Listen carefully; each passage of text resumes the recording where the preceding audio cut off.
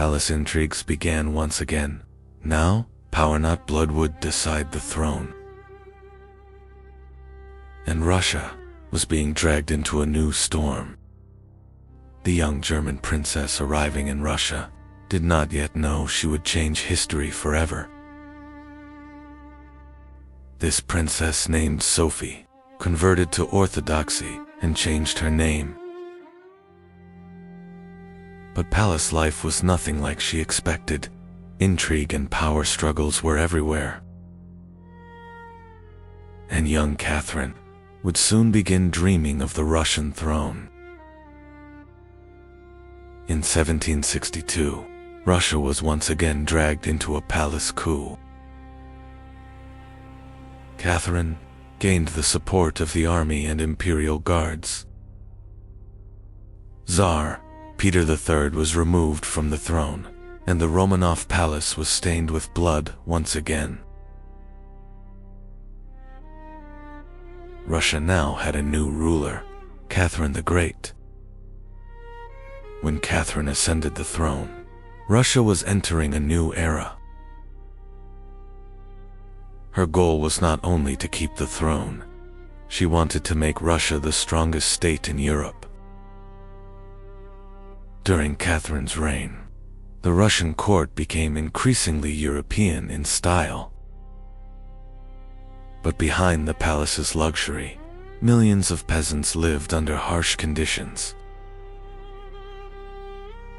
One of Catherine's greatest goals was to give Russia access to warm seas. This goal brought Russia into direct conflict with the Ottoman Empire. The Black Sea was no longer controlled only by the Ottomans. The Russian navy was rapidly growing stronger. And eventually, Crimea became part of the Russian Empire.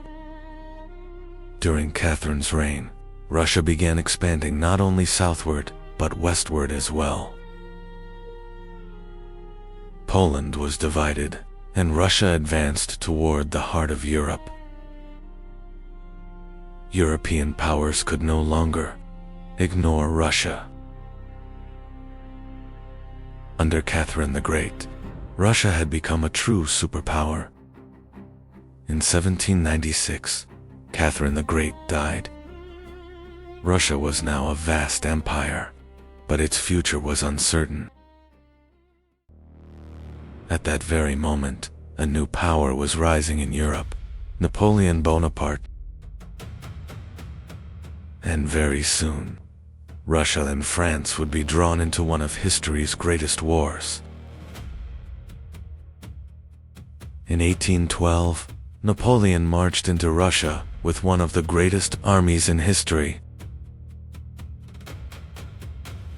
Hundreds of thousands of soldiers were advancing toward the Russian Empire. Instead of fighting directly, Russian commanders chose to retreat. But the Russians left nothing behind. Fields, villages, even entire towns were burned. At last, Napoleon reached Moscow, but the city was silent.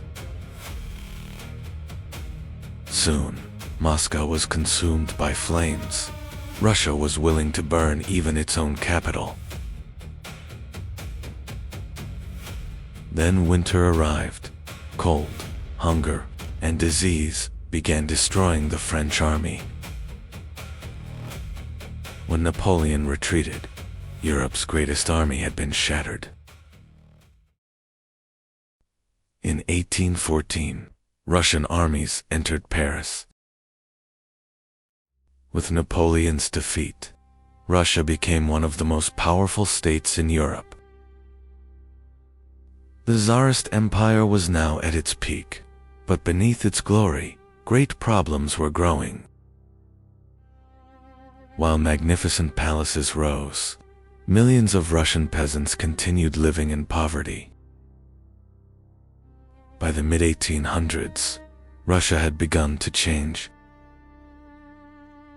Industrialization was growing, but the lives of workers were becoming harsher. Anger began spreading among the people. Hunger and poverty could no longer be hidden. And the Romanov dynasty still could not fully see the storm that was coming. In 1905, Russia was shaken by its first great wave of revolution. Thousands marched to ask the Tsar for help, but they were met with bullets.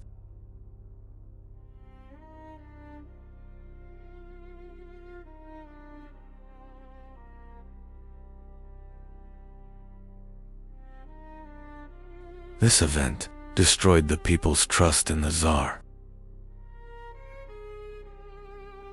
And now in Russia, revolution was no longer just an idea, but an approaching reality. In 1914, Russia found itself trapped in a new catastrophe.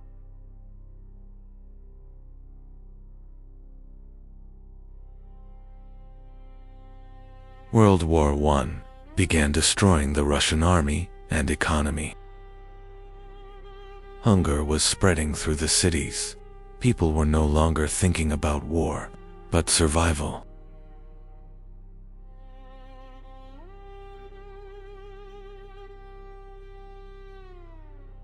And the Romanov dynasty had reached the edge of collapse.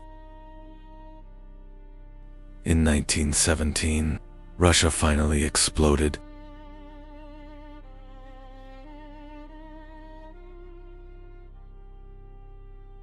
Even the soldiers no longer wanted to defend the Tsar. The empire was collapsing from within.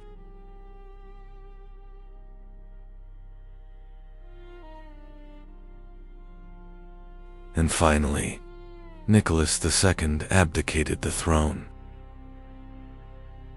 The 300-year Romanov dynasty had come to an end. Russia was now entering a path of no return. But the revolution was far from over, because a new leader was entering the stage. Vladimir Lenin. The Bolsheviks now wanted total power.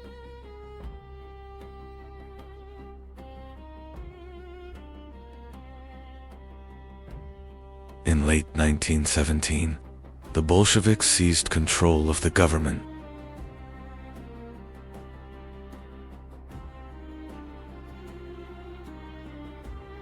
And so, a new era began that would change world history forever. But the Bolshevik victory did not bring peace to Russia.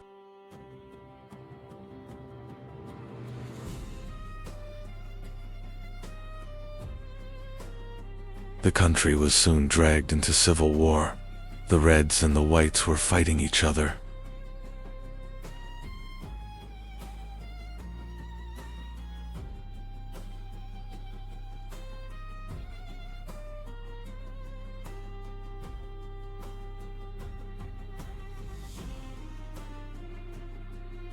Hunger, disease, and war destroyed the lives of millions.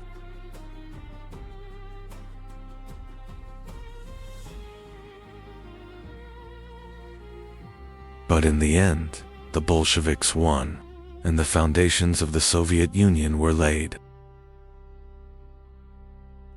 In 1924, Lenin died, but the real struggle for power in the Soviet Union was only beginning. The winner of this struggle would be Joseph Stalin. Under Stalin, the Soviet Union industrialized rapidly. Factories and massive projects spread across the country. But the price of this growth was terrible. Fear, oppression, and purges affected millions of people.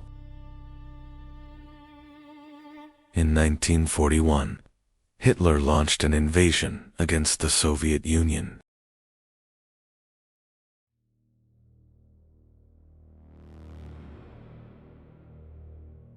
The German armies advanced rapidly. Cities began falling one after another.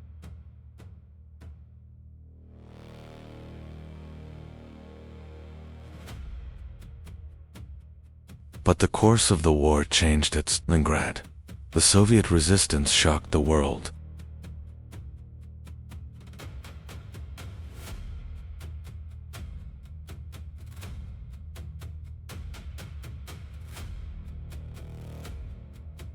The Red Army had returned, and now the tide of the war was turning.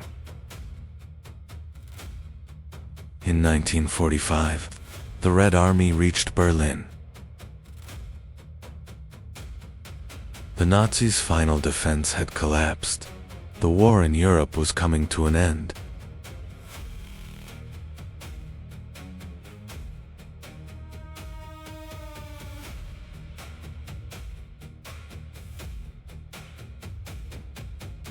The Soviet Union was now one of the most powerful nations on Earth. But a new struggle was about to begin. The world was now dividing into two sides, and the Cold War was beginning.